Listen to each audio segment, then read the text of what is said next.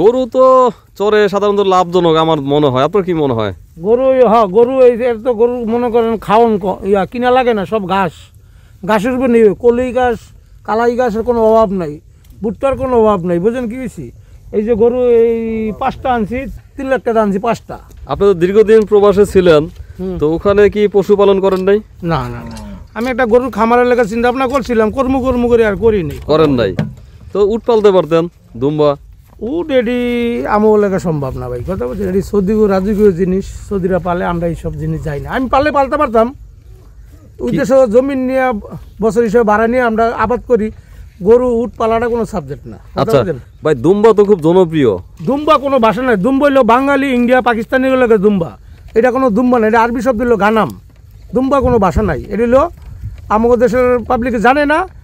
হ্যাঁ, এই যে একটা বাংলাদেশ আছে গারো, এটা হলো সুদান, হ্যাঁ, হাবাসি, নাইজেরিয়ার, কথা বুঝছে না, লাম্বা লেজ, ওরা জানে না। অনেক গারো, ইন্ডিয়া মনে গারোরা পালতো, ওই নামটা আর কি অনুবাদ করে গারো নামটা লাইছে। সৌদি আরব আমরা কই সিসিঙ্গা, ওরা কয় পানস, কথা বুঝছেন। করলা আরবি শব্দ করলই, লাউ আরবি শব্দ লাউই, কথা বুঝছেন। এটি তো সৌদিরা খাইতো না। আর ফুলকপির আরবি শব্দ জাহারা, বাইগুন হলো বেতেনজান, আচুয়াত, কথা বুঝছেন। তো এক একটা জিনিস এক এক দেশে একটা নাম। তো দুম্বা তো এখন আমাদের দেশে বাণিজ্যিকভাবে চাষ করা হয়, তো আপনি তো সেটা ট্রাই করতে পারেন। দুম্বা অনেক বাংলাদেশ হচ্ছে কি জানেন, বাংলাদেশ হয়েছে দুম্বা কি খাসি আর দুম্বা পার্থক্য কি? খাসির মাংস আরও ফেরে দুম্বার তন, কথা বুঝলেন।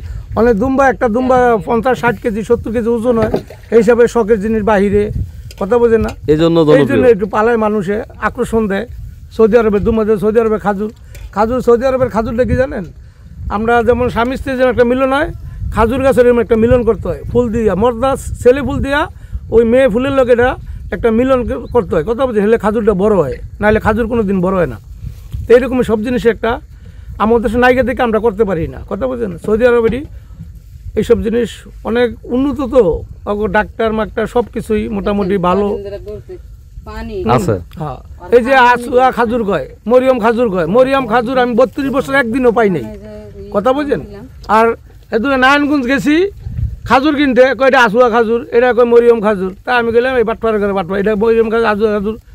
হ্যাঁ, কে কইছে তো কয় আমরা কিনে আনি, ওরা কয় এইভাবে বেশি, কথা বলছেন। জান না হলে একটা ফালতু নাম দিয়ে দিল, ওই নামে বাঙালিরা লয়ে যাইতেছে, খাইতে আছে। 2000, 1200, 800, 1500 টাকা কেজি, লেকিন সৌদি আরবের সস্তা পানির দামে। আচ্ছা, আরেকটা জিনিস আমি জানি, এটা কোন খেজুর আছে নাকি খাইলে নাকি অনেক হয়ে যায়, সেটা মিথ্যা কথা। খাজুর হইলো সুক্কারি খাজুর, যেটা আলগাছিমের বুড়াইদার খাজুর। আরেকটা আছে মদিনা রতবি, কথা বুঝেন। এই 2টা খাজুর হলো প্রিয়। আর হইলো মুক্তুমি খাজুরে লাল খাজুর, আহমার খাজুর আছে, তা হায়েল আছে, হায়েল একটা খাজুর আছে, তারপর তাবুকের খাজুর আছে, বিভিন্ন, কথা বুঝেন। মক্কা কোনো খাজুর নাই। মদিনা আছে, মদিনা অল্প, বেশি না, মদিনা মাত্রা কম। মদিনার আশেপাশে কিছু জায়গা আছে কম। সবচেয়ে খাজুরের জন্য বিখ্যাত হইলো হায়েল, আর হইলো বুড়াইদা আর তাবুক, কথা বুঝেন। ওদের তারপর আছে দিশা, কতটি জায়গা আছে, কত ওদের দোয়াশার কিছু মাত্রা আছে। দর্শক, কথা বলছি পালেরচর জাজিরা শরীয়তপুর থেকে। আমার সঙ্গে এই মুহূর্তে আছেন হাজি ইয়াসিন ভাই। ইয়াসিন ভাই আছেন কেমন? ইনশাল্লাহ ভালো আছি ভাই।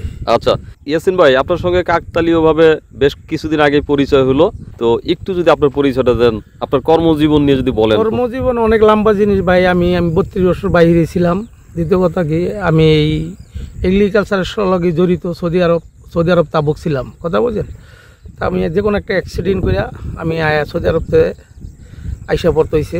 ওখানে কোন ধরনের কাজ করতেন? কৃষি? ওইখানে আমি হলো সিজন ব্যবসা, মনে করেন যেমন রাজশাহী আমের সিজন, মুন্সিগঞ্জের আলুর সিজন, ফরিদপুরের পেঁয়াজ সিজন, এইরকম আমি সিজন, হায়েল, আলগাছিম, তাবুক, এরকম বিভিন্ন সিজনের ব্যবসা। আলগরিয়াদ, ওদের দোয়াশারের বিভিন্ন, সৌদি আরব বিভিন্ন ডিস্ট্রিক্টে এরকম আমি বড় বড় মাত্রা কিনতাম, ফল কিনে আমি বিক্রি করতাম, ফসল কিনে বিক্রি করতাম। ওগুলা করার পর এটা নিজেই জমিন নিলাম।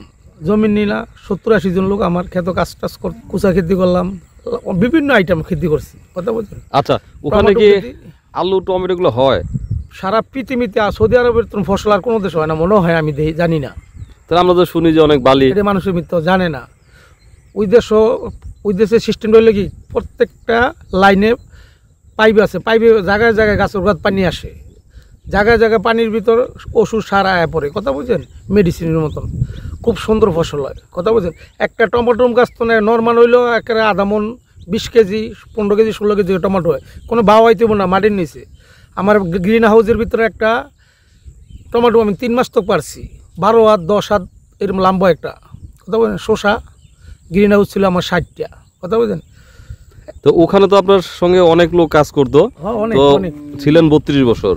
আর কোথাও ছিলেন না শুধু সৌদি আরবে? আমি সৌদি আরবতে আমি সৌদি আরব ছিলাম 32 বছর। সৌদি আরবতে আমি 19টা রাষ্ট্র সফর করছি। মনে আছে কোন কোন রাষ্ট্র? আমি অনেক রাষ্ট্র সফর করছি। বলেন তো দেখি কটা মনে আছে। আমার অনেক ঘটনা হয়েছে কি, আমি আরব কান্ট্রির শেষ ঘোরা আমার। তারপর আপনি যেমন বাহামাস নাম হচ্ছে নাকি জানি না, বাহামাসের রাজধানী মানে নাসাউ, কথা বুঝছেন। বুঝতে পারছি। তারপরে এই বাহামাস যাইতে হলে লন্ডনে নাইলে আমেরিকায় যাইতে হয়, কথা বুঝছেন। তা গেছিলাম, ফ্রান্স গেছি, তারপর মিশর, জর্ডান, সিরিয়া, তুরস্কি, লেবানন, তারপর বার্মা, তারপর মনে করি ইন্ডিয়াতে আমি আসছিলাম, ওই তারপর পাকিস্তান একবার গেছিলাম, কথা বুঝছেন। আচ্ছা, তাহলে ফাইনালি দেশে আসলেন কবে? আমি একটা অ্যাক্সিডেন্ট করেছিলাম, বা অ্যাক্সিডেন্ট করার পর আমার ক্ষেতের ভিতরে মনে করে উমরা বিশাল লোক পাইছিল, আবাসী, ইথোপি, ইউমেনি, পাকিস্তানি, ইন্ডিয়ান 57 জন লোক পাইছিল উমরা বিশাল। তো কেউরই আকামা ছিল না, তো 10-এর মতন ওরা আমার নাম করে দিছে, আর আমিও ক্ষেতের ভিতরে ছিলাম। তো যাওয়া যাত মুক্ত বলা আমেল আর হইলো পুলিশ, তিন বাহিনী ধরে আমার মনে করেন, আমিও ওরাও কইছে বেতন দেখে ইয়েছে না, খাওয়ান দেখে ইয়েছে না। আমি কোনোদিন মালিকের নাম কইছে, হয়টি সব আমার ইন্ডিয়া চেন্নাই দিয়ে ফ্লাইট করে পাঠাইছে 8 ঘন্টার ভিতর। কত সালে? সৌদি আরবতে আইতে হইলে 1 মাস লাগে তার হিল দিয়া, আমারে পাঠাইছে 12 ঘন্টা 10 ঘন্টার ভিতর পাঠাইছে, চেন্নাই দিয়ে ফ্লাইট করে জিদ্দা দিয়ে পাঠাইছে। কত সালে এটা? এটা তার 6 বছর আগে। 6 বছর আগে। পরে দেশে এসে কৃষিকাজ শুরু করলেন কবে? আমি করি না তো কিছু, চুপচাপ আছি, সুতার লগে জড়িত, টুকটাক করি, বিভিন্ন ব্যবসা করি সিজন মতন, ঈদের গরু টরু বিভিন্ন।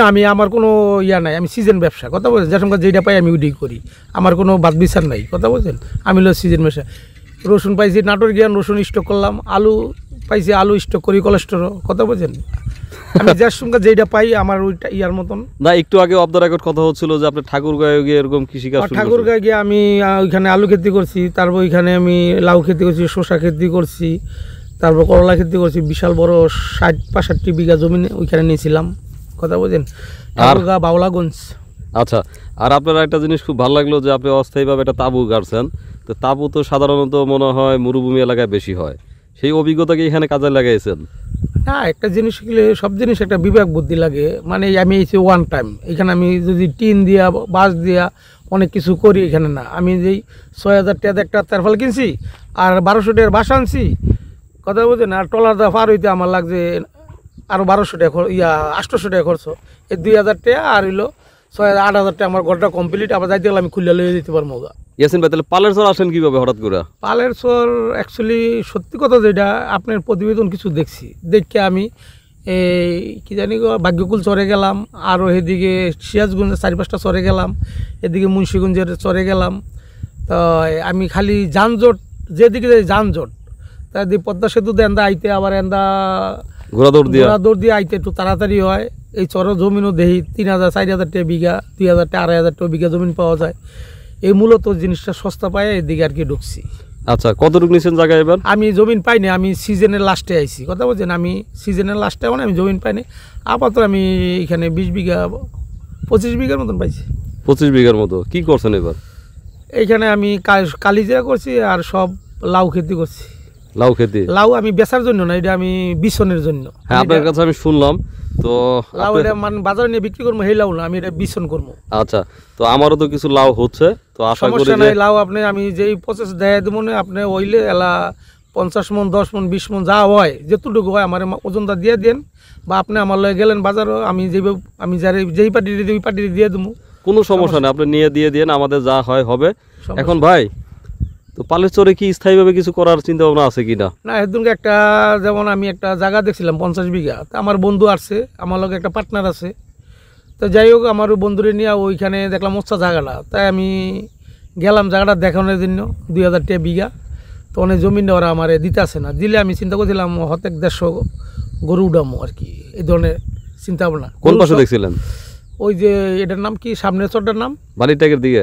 বালিরটেক বালুর আচ্ছা। থেকে ওইখানে জায়গাটা আমার খাটছিল, তো ওই পার্টিরা আর কি একটু ওন্দা করতে আছে। তো ইয়াসিন ভাই ভালো থাকেন, ইনশাআল্লাহ। দোয়া রাখেন, আমরা যেন সবাই কাঁধে কাঁধ মিলিয়ে একসঙ্গে চলতে পারি। ইনশাল্লাহ। আল্লাহ হাফেজ।